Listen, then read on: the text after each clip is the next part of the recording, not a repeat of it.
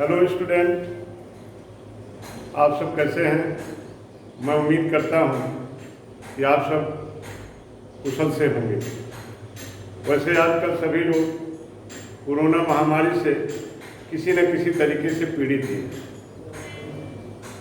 आज बच्चों मैं आप सबको साइंस से संबंधित कुछ बेसिक बातों को बताऊंगा। वो बेसिक बातें जो होंगी फिजिक्स में भी जरूरत पड़ती है और केमिस्ट्री में भी जरूरत पड़ती है। सबसे पहले हम सबको पढ़ना है मैटर के बारे में। मैटर जिसको पदार्थ भी कहा जाता है और द्रव्य भी कहा जाता है। द्रव्य भी कहा जाता है। मैटर की जो परिभाषा बुक में दिया है कि वह वस्तु में जो स्थान घेरती हैं जिनमें द्रव्यमान या भार होता है, जिसका अनुभव हम प्रत्यक्ष या अप्रत्यक्ष रूप से अपनी ज्ञानेंद्रियों के द्वारा कर सकते हैं, द्रव्य कहलाता है। ये तो डेफिनेशन है, लेकिन इसको समझने की जरूरत है। जैसे अगर आपके सामने कोई कुर्सी रख दिया जाए, तो कुर्सी रखी गई है तो देखिए सारी बातें पूरी हो रही है। कुर्सी सामने रखी गई है, इसका कुछ न कुछ वजन होगा, 10 किलो 5 किलो कुछ द्रव्यमान होगा। और आँख हमारी एक ज्ञानेंद्रिय है जिससे हमें दिखाई पड़ती है, दिखाई भी पड़ रही है। फिर भी हम कुर्सी को द्रव्य नहीं कहेंगे, पदार्थ नहीं कहेंगे। कुर्सी जो है एक वस्तु। अब हमें देखना पड़ेगा कुर्सी बनी किसकी है। कुर्सी अगर लकड़ी की बनी है तो लकड़ी द्रव्य है, कुर्सी अगर लोहे की बनी है तो लोहा द्रव्य है। तो परिभाषा को पढ़ने के साथ साथ उसको समझने की भी जरूरत है। जैसे कुछ ऐसे भी द्रव्य हैं जो हमें दिखाई भी नहीं पड़ते, फिर भी हमें उसका अनुभव होता है, जैसे हवा है। छोटी कक्षा में हम सब पढ़ते थे, who has seen the wind, neither you nor I. हवा को किसने देखा, न तुमने देखा न हमने देखा, फिर भी हवा दिखता नहीं है। हवा भी द्रव्य है। हम साइकिल या गाड़ियों में, बाइक में जब जाते हैं हवा भराने, तो वहाँ पूछा जाता है कितना पाउंड भरना है, तो पाउंड आप जानते हैं ये द्रव्यमान का मात्रक है। और परमाणु तो दिखता भी नहीं। आप पढ़ें केमिस्ट्री में, कोई पदार्थ जो है अति सूक्ष्म अदृश्य कणों से मिलकर बना है, जिसे परमाणु कहते हैं। तो परमाणु भी द्रव्य है। और यहाँ तक कि परमाणु जिन मौलिक कणों से मिलकर बना है, इलेक्ट्रॉन प्रोटॉन न्यूट्रॉन, ये भी द्रव्य है। तो ये द्रव्य का बड़ा व्यापक अर्थ है। अच्छा, और भी उदाहरण आप समझे। जैसे अगर आपके सामने कोई कहते पंखा क्या द्रव्य है? नहीं। हमें देखना पड़ेगा पंखा बना किसका है। लोहे का है तो लोहा द्रव्य है। कोई आभूषण का नाम ले लिया जाए, उस आभूषण का नाम अगर आप लेंगे वो द्रव्य नहीं होगा। आपने कहा पायल द्रव्य है, गलत हो जाएगा। पायल भी जगह कह रही है, उसमें मांस भी है, हमें दिखाई भी पड़े, सब कुछ है। अभी देखना पड़ेगा पायल बना किसका है। चांदी का बने तो चांदी द्रव्य है। हम समझते हैं कि आप द्रव्य समझ गए हो। द्रव्य क्या है? वह वस्तु में जो स्थान घेरती हैं, स्थान घेरने से मतलब उसका कुछ न कुछ आयतन होता है और द्रव्यमान होता है, भार होता है। अगर आप कुछ तौलेंगे कुछ न कुछ किलोग्राम आएगा, 2 किलोग्राम या 200 ग्राम कुछ न कुछ वजन आएगा, जिनका अनुभव हम प्रत्यक्ष या अप्रत्यक्ष रूप से अपनी ज्ञानेंद्रिय, अब ज्ञानेंद्रियां आप जानते हैं अपने शरीर में 5 ज्ञानेंद्रियां हैं, आँख, नाक, मुंह, त्वचा, जिह्वा। ये 5 ज्ञानेंद्रियों के माध्यम से ही हमें द्रव्य की जानकारी होती है। द्रव्य आप समझ गए, फिर सभी एक बार ट्राई करेंगे। अभी केवल ऐसे सुन लीजिए। दूसरा बात आता है मास क्या है, द्रव्यमान क्या है। तो किसी वस्तु में जैसे द्रव्यमान, देखिए 2 शब्दों से मिलकर बना है, द्रव्य प्लस मान। द्रव्य मान पदार्थ की, मान से मतलब है मात्रा। तो किसी वस्तु में उपस्थित कुल पदार्थ की जो मात्रा होता है वही द्रव्यमान कहलाता है। जैसे कुर्सी की चर्चा हो रही थी, कुर्सी अगर आपके सामने रखा गया तो कुर्सी वस्तु, और कुर्सी बनी किसकी है? लकड़ी की, तो लकड़ी द्रव्य हो गया। फिर अगर पूछा जाए कुर्सी में कितना लकड़ी लगा, तो आपने कहा 10 किलोग्राम लगा। तो 10 किलोग्राम जो है उसका मास है, 10 किलोग्राम जो उसका मास है। तो द्रव्यमान किसे कहेंगे? किसी वस्तु में उपस्थित कुल पदार्थ की मात्रा ही उसका द्रव्यमान कहलाता है। और द्रव्यमान आप जानते हैं अदिश राशि होती है, और अदिश राशियों को दर्शाने के लिए केवल 2 चीजों की जरूरत पड़ती है।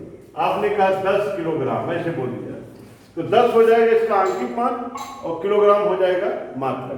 तो जो अदिश राशियां होती हैं इनको केवल उसके परिमाण द्वारा या आंकिक मान और मात्रक द्वारा ही दर्शाया जाता है, दिशा की जरूरत नहीं पड़ती। तो द्रव्यमान जो है अदिश राशि है, और अदिश राशियों को भौतिक तुला द्वारा मापन किया जाता है, भौतिक तुला द्वारा। तो आप पदार्थ और द्रव्यमान समझ गए। अब तीसरी बात आती है भार। भार क्या चीज? भार को अंग्रेजी में वेट कहते हैं, भार को इंग्लिश में वेट कहते हैं। आप जानते हैं पृथ्वी प्रत्येक वस्तु को अपने केंद्र को आकर्षित करती है। आकर्षित करने मतलब अपने केंद्र को खींचती है, और खींचने से तात्पर्य है कि फोर्स लगाती है, बल लगाती है। तो पृथ्वी किसी वस्तु पर जितना बल लगा करके अपनी ओर आकर्षित करती है, अपने केंद्र को आकर्षित करती है, वही उस वस्तु का भार कहलाता है। फोर्स लगाती पृथ्वी, लेकिन भार कहलाएगा वस्तु का। यानी आपके ऊपर पृथ्वी जितना बल लगा करके खींच रही है वो आपका भार कहलाएगा। और भार जो होता है सदिश राशि होता है। सदिश राशि में दिशा की भी जरूरत पड़ती है, परिमाण की भी जरूरत पड़ेगी, साथ साथ दिशा की भी जरूरत पड़ेगी। और भार का जो फार्मूला आप पढ़ते हैं ऐसे पढ़ते हैं, भार इक्वल टू द्रव्यमान गुणे गुरुत्वीय त्वरण। गुरुत्वीय त्वरण क्या है अभी हम इसके बाद चर्चा करते हैं। अभी कुछ फार्मूला ध्यान दें, भार बराबर द्रव्यमान गुणे गुरुत्वीय त्वरण। इसके पहले की कक्षा में आपने पढ़ा है F इक्वल टू m में बल बराबर द्रव्यमान गुणे त्वरण। ये जो भार है पृथ्वी किसी वस्तु पर जितना बल लगा करके अपने केंद्र को खींचती है वो भी एक प्रकार से फोर्स ही है, और द्रव्यमान है यहाँ A और यहाँ गुरुत्वीय त्वरण होगा। गुरुत्वीय त्वरण को दर्शाते स्मॉल g से। ये जो गुरुत्वीय त्वरण उत्पन्न होता है वास्तव में गुरुत्व बल के कारण उत्पन्न होता है। अब गुरुत्व बल क्या है? पृथ्वी किसी वस्तु पर जितना बल लगाती है, बल लगाती पृथ्वी कहलाता है आपका भार। पृथ्वी किसी वस्तु पर जितना बल लगाती है वो कहलाता है गुरुत्व बल। और किसी वस्तु में गुरुत्व बल के कारण जो त्वरण उत्पन्न होता है उसे कहा जाता है गुरुत्वीय त्वरण। इसकी अंग्रेजी ही होती है acceleration due to gravity. Gravity माने गुरुत्व बल। तो ब्रह्मांड में किन्हीं 2 पिंडों के बीच जो आकर्षण बल लगता है उसको हम सब कहते हैं गुरुत्वाकर्षण बल। लेकिन अगर उन दोनों पिंडों में से एक पिंड पृथ्वी है तो उस गुरुत्वाकर्षण बल का विशेष नाम है गुरुत्व बल। और किसी वस्तु में गुरुत्व बल के कारण जो त्वरण उत्पन्न होता है उसे कहा जाता है गुरुत्वीय त्वरण। तो गुरुत्वीय त्वरण के बारे में अभी आगे हम और भी डिटेल में चर्चा करेंगे, या थोड़ा सा और भी समझ लीजिए।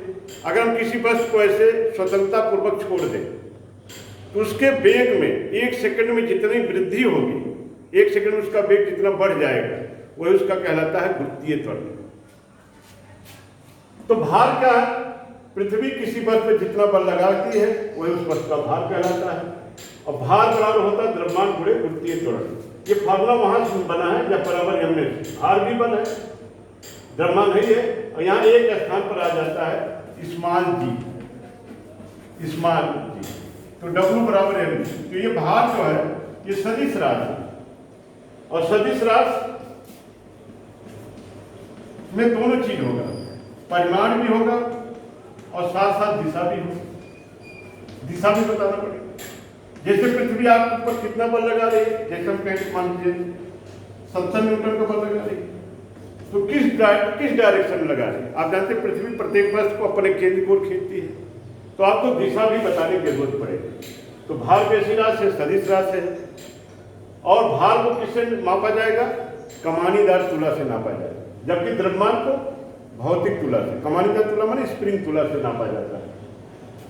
तो ये आपके पास द्रव्य हो गया, द्रव्यमान हो गया, भार हो गया, और गुरुत्वीय त्वरण और गुरुत्व बल, इन दोनों के बारे में अभी फिर से बताएंगे। पहले हल्का ऐसे समझिए। फिर आता आयतन। क्या है आयतन? को अंग्रेजी में कहते वॉल्यूम।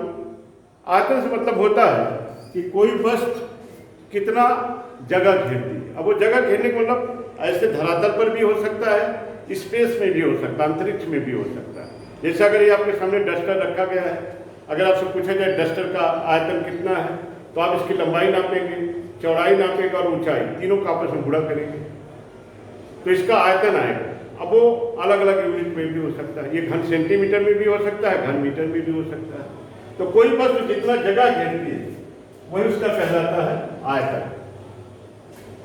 ये सब छोटी छोटी बातें हैं, आप सब छोटी क्लासों से पढ़ते आ रहे हैं, केवल एक बार रिवाइज करना है। फिर आती है ऊर्जा। ऊर्जा क्या है?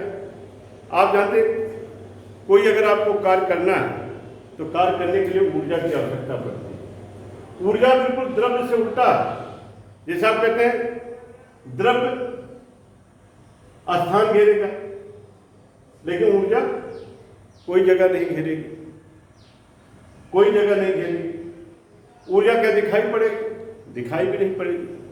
इसलिए ऊर्जा का जो निर्धारण किया जाता है कार्य के द्वारा किया जाता है। इसलिए परिभाषा दिया जाता है किसी वस्तु के कार्य करने की क्षमता को ऊर्जा कहते हैं। यानी किसी वस्तु में कितनी ऊर्जा है, ऊर्जा दिखाई नहीं पड़ेगी, तो कैसे पता चले कि इसमें ऊर्जा ज़्यादा है? उसके द्वारा किए जाने वाले कार्य को निकाला जाएगा। जो वस्तु ज़्यादा अधिक कार्य करेगी ये माना जाएगा उसमें ऊर्जा ज़्यादा है। और किसी कार्य को करने के लिए भी किसकी जरूरत पड़ती है? ऊर्जा की आवश्यकता पड़ती है। हम सब जल्दी जल्दी पढ़ रहे हैं, अभी सब चीज़ों को फिर से रिवाइज करेंगे, पहले इसे हल्का कर समझिए। फिर आता है पदार्थ की अवस्थाएं। जनरली पदार्थ की हम सब जो अवस्था पढ़ते हैं तीन ही अवस्था की चर्चा करते हैं, लेकिन अब आजकल एनसीईआरटी की बुक में 5 अवस्थाओं की चर्चा है। पदार्थ की अवस्थाएं। पदार्थ की अवस्था में ठोस, जिसको आप कहते हैं सॉलिड, दूसरा होता है द्रव, लिक्विड, तीसरा होता है गैस, गैस को गैस ही कहेंगे, और एक चौथी अवस्था होती है प्लाज्मा। प्लाज्मा होता है। और एक पांचवी अवस्था भी खोजी गई है, उसको कहते हैं बोस-आइंस्टीन कंडेंसेट। Bose-Einstein condensate. अब इसके बारे में बताते हैं। तो पदार्थ की कुल 5 अवस्थाएं होती हैं। ठोस अवस्था, द्रव अवस्था और गैस अवस्था, और चौथी अवस्था जो होती है प्लाज्मा। प्लाज्मा जो मिलती है ये बहुत उच्च ताप पर मिलती है। उच्च ताप पर पदार्थ के कण जो हैं आयनित अवस्था में होते हैं, तब प्लाज्मा मिलती है। और जो 5वीं अवस्था है बोस-आइंस्टीन कंडेंसेट, इसके बारे में सबसे पहले सत्येंद्रनाथ बोस ने इस पर रिसर्च किया था, लेकिन उन्होंने इस अवस्था को खोज नहीं पाया, खाली रिसर्च किए थे। सबसे पहले स्टडी करने वाले अपने देश के वैज्ञानिक सत्येंद्रनाथ बोस ने किया। फिर इसके बारे में भविष्यवाणी जो है आइंस्टीन ने किया। फिर काफी समय बाद अमेरिका के 2 साइंटिस्ट ने इस अवस्था को प्राप्त किया। तो बोस-आइंस्टीन कंडेंसेट जो अवस्था मिलती है बहुत निम्न ताप पर मिलती है, और प्लाज्मा जो मिलती है बहुत उच्च ताप पर मिलती है। उच्च ताप पर पदार्थ के कण से इलेक्ट्रॉन निकल जाते हैं और वो आयनित अवस्था में चली जाती है। तो दोनों को खाली इतना ध्यान रखिए कि प्लाज्मा हाई टेम्परेचर पर मिलेगी और बोस-आइंस्टीन कंडेंसेट अवस्था जो होगी लो टेम्परेचर में मिलेगी। ठोस के बारे में आप जानते हैं, ठोस में आकार आयतन दोनों निश्चित होता है। द्रव का क्या निश्चित होगा? आयतन निश्चित होगा, आकार निश्चित नहीं होगा। द्रव को जिस बर्तन में रखेंगे वही आकार धारण कर लेगा। गैस में ना तो आकार निश्चित होता है ना आयतन निश्चित होता है। इन सब के बारे में केमिस्ट्री में काफी डिटेल में पढ़ाया जाता है। तो फिर से जितनी बात हुई है मैं एक बार रिवाइज कर दूँ क्योंकि सब चीज़ें जल्दी जल्दी बताई गई हैं। पहले हमने बताया, ध्यान से समझे, पहले हमने बताया द्रव्य या पदार्थ। केमिस्ट्री वाले द्रव्य कहेंगे, फिजिक्स वाले पदार्थ कहेंगे, अंग्रेजी में है इसका मैटर, मतलब एक ही। इसकी परिभाषा है वह वस्तुएं जो स्थान घेरती हैं, जिनमें द्रव्यमान या भार होता है, जिनका अनुभव हम प्रत्यक्ष या अप्रत्यक्ष रूप से अपनी ज्ञानेंद्रियों की सहायता से करते हैं, द्रव्य कहलाता है। जैसे हवा दिखाई नहीं देता, फिर भी हवा क्या है? द्रव्य है, क्योंकि हवा जब चलती है शरीर में स्पर्श करती है तो हमें ठंड का अनुभव होता है। तो किससे अनुभव होता है? त्वचा के द्वारा, और त्वचा एक आपकी क्या है? ज्ञानेंद्रिय है। और कुछ ऐसे भी, सोना, चांदी, पत्थर, ये सब द्रव्य है। यहाँ तक कि परमाणु भी द्रव्य है, और परमाणु जिन मौलिक कणों से मिलकर बना, प्रोटॉन, इलेक्ट्रॉन, न्यूट्रॉन, ये भी द्रव्य है। आप इलेक्ट्रॉन के द्रव्यमान पढ़ते हो 9.12 kg, ये सब द्रव्य है। लेकिन कई बार हम वस्तु को ही द्रव्य मान लेते हैं। हमने कहा खिड़की द्रव्य है, गलत हो जाएगा। हमें देखना पड़ेगा खिड़की किसकी बनी है। लकड़ी बनी है तो लकड़ी द्रव्य होगा, लोहे बनी है लोहे द्रव्य होगा, लोहा द्रव्य होगा, ये द्रव्य हो गया। अब खिड़की में कितना लकड़ी लगा, कई किलोग्राम लकड़ी लगा, वो उसका द्रव्यमान हो जाएगा। द्रव्यमान यानी पदार्थ का मान, पदार्थ की मात्रा। तो किसी वस्तु में उपस्थित कुल पदार्थ की मात्रा ही द्रव्यमान कहलाता है। और द्रव्यमान का मात्रक किलोग्राम एसआई पद्धति में, और यह एक अदिश राशि है। और अदिश राशियों को केवल परिमाण के द्वारा ही दर्शाया जाता है। परिमाण माने आंकिक मान और मात्रक का गुणनफल। जैसे आपने कहा 10 किलोग्राम लकड़ी, तो 10 है इसका आंकिक मान और किलोग्राम इसका है मात्रक। और आंकिक मान और मात्रक का जो गुणनफल है यही परिमाण। तो अदिश राशियों में केवल परिमाण होता है, दिशा नहीं। भार, पृथ्वी किसी वस्तु पर जितना बल लगाती है वह उस वस्तु का भार कहलाता है। पृथ्वी प्रत्येक वस्तु को अपने केंद्र की ओर आकर्षित करती है, तो आकर्षित करेगी तो कुछ न कुछ फोर्स लगाएगी, तो कहलाएगा भार। इसमें एक चीज है, भार से पहले एक चीज है गुरुत्वीय त्वरण और गुरुत्व बल। देखिए हम सब पढ़ते हैं गुरुत्वाकर्षण बल। ब्रह्मांड में किन्हीं दो पिंडों के बीच एक आकर्षण बल लगता है। आगे हम सब पढ़ेंगे न्यूटन का गुरुत्वाकर्षण नियम में, ब्रह्मांड में किन्हीं दो पिंडों के बीच लगने वाले आकर्षण बल को गुरुत्वाकर्षण बल कहते हैं। लेकिन अगर उन दोनों पिंडों में से एक पिंड पृथ्वी है तो उसी गुरुत्वाकर्षण बल को हम सब गुरुत्व बल कहते हैं, गुरुत्व बल। और किसी वस्तु में गुरुत्व बल के कारण जो त्वरण उत्पन्न होता है उसे कहा जाता है गुरुत्वीय त्वरण। इसकी अंग्रेजी दी जाती है एक्सीलरेशन ड्यू टू ग्रेविटी। तो ये जो ग्रेविटी है, गुरुत्व बल है, ये पृथ्वी द्वारा लगाया गया फोर्स है। एक वस्तु पृथ्वी है, दूसरा कोई भी वस्तु हो सकता है, दूसरा आप भी हो सकते हैं। आप और पृथ्वी के बीच में जो बल लगेगा गुरुत्वाकर्षण बल तो ही है, क्योंकि एक पिंड इसमें से एक वस्तु पृथ्वी है, इसलिए गुरुत्वाकर्षण बल को गुरुत्व बल कहते हैं। और गुरुत्व बल के कारण किसी वस्तु में जो त्वरण उत्पन्न होगा उसे कहेंगे गुरुत्वीय त्वरण। और इसी भार क्या होगा? भार बराबर होता है द्रव्यमान गुणे गुरुत्वीय त्वरण, W बराबर mg। और भार सदिश राशि है, और सदिश राशियों को व्यक्त करने के लिए परिमाण के साथ साथ दिशा की भी जरूरत पड़ती है। और भार एक जगह से दूसरी जगह जाएगा, भार बदल जाएगा, लेकिन जो द्रव्यमान होता है द्रव्यमान वही रहता है। जैसे उदाहरण के रूप में देखा जाए, जैसे हम ये कहें कि आपका द्रव्यमान 36 किलोग्राम का, सब कुछ 36 किलोग्राम। अब यहाँ पर हमें देखना है, मान लीजिए जिस स्थान पर है वहां पर गुरुत्वीय त्वरण जो है मान के 9.8 मीटर पर सेकंड स्क्वायर है। आपका द्रव्यमान जो है 36 किलोग्राम है, और जिस स्थान पर आप खड़े हैं वहां पर गुरुत्वीय त्वरण की वैल्यू है 9.8 मीटर पर सेकंड स्क्वायर। अब यहाँ देखना कि पृथ्वी आपके ऊपर कितना भार लगाएगी, W बराबर mg से। फिल्म हो गया 36, ये हो गया 9.8। अच्छा, अगर 9.8 को अप्रॉक्सीमेट टाइम करना हम चलिए 10 मान लेते हैं, कैलकुलेशन आसान हो जाएगा। तो आ जाएगा 360 न्यूटन। यानी पृथ्वी आपके ऊपर कितना फोर्स लगा रही? 360 न्यूटन का लगा रही। लेकिन अब अगर आप चंद्रमा पर अगर चलेंगे, और चंद्रमा पर आप जानते हैं गुरुत्वीय त्वरण जो होता है पृथ्वी के गुरुत्वीय त्वरण का 1/6 होता है। अब चंद्रमा आपके ऊपर उतना फोर्स नहीं लगाएगा, जबकि मास आपका वही रहेगा। यानी स्थान अगर बदल जाए तो द्रव्यमान नहीं बदलता है, लेकिन भार बदल जाएगा, क्योंकि भार सदिश रहता है। और यहाँ पर देखें चंद्रमा पर कितना हो जाएगा, डब्ल्यू डैश मान लेते हैं, एम जी इंटू 1/6। चंद्रमा पर जो गुरुत्वीय त्वरण होता है पृथ्वी के गुरुत्वीय त्वरण का 1/6 होता है। तो कितना आ जाएगा, एम जी की वैल्यू आपने ऊपर निकाला है 360 इंटू 1/6 आ जाएगा 60 न्यूटन।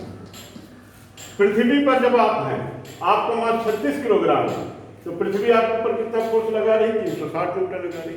और जब चंद्रमा पर आप पहुंचे तो कितना फोर्स लगा रही, 60 न्यूटन लगा रही। तो स्थान बदलने से मास नहीं चेंज होगा, लेकिन भार बदल जाएगा। और भार बदलने के पीछे कारण है गुरुत्वीय त्वरण चेंज होता रहता है। अंतरिक्ष में गुरुत्वीय त्वरण का मान क्या होता है, शून्य होता है, इसीलिए अंतरिक्ष में किसी वस्तु का भार भी शून्य होता है। एनर्जी बारे में बताया गया, गुरुत्वीय त्वरण हो गया, गुरुत्व बल हो गया, आयतन बताया गया। कोई वस्तु जितना जगह घेरेगी वह उसका आयतन कहलाएगा। आयतन जो निकालते हैं, लंबाई गुणे चौड़ाई गुणे ऊंचाई, ये सब आप पढ़े हैं। ऊर्जा क्या है, किसी वस्तु के कार्य करने की क्षमता को ऊर्जा कहते हैं। ऊर्जा दिखाई नहीं पड़ता, ऊर्जा में कोई द्रव्यमान नहीं होता, लेकिन किसी कार्य को करने के लिए ऊर्जा की आवश्यकता पड़ती है। इसलिए ऊर्जा का निर्धारण किसके द्वारा किया जाएगा, कार्य के द्वारा किया जाएगा। फिर हमने बताया पदार्थ की अवस्थाएं। पदार्थ की मुख्य रूप से 5 अवस्थाएं हैं, ठोस, द्रव, गैस, प्लाज्मा और बोस आइंस्टीन कंडेंसेट। और द्रव और गैस को तरल अवस्था कहते हैं, जिनमें बहने का गुण होता है, जो अपने आप स्थान चेंज कर दे उनको तरल कहा जाता है, फ्लूइड्स कहा जाता है। तो अभी पदार्थ की अवस्था के बारे में अगले वाले लेक्चर में डिस्कस किया जाएगा। अभी केवल आप इतना ही समझें, पदार्थ किसे कहेंगे, द्रव्यमान किसे कहेंगे, भार क्या है, सदिश है, गदिश है, गुरुत्वीय त्वरण क्या है, गुरुत्व बल क्या है, आयतन, ऊर्जा, ये सब बेसिक चीजें एक बार रिवाइज कर लीजिए, फिर से एक बार बताया जाएगा।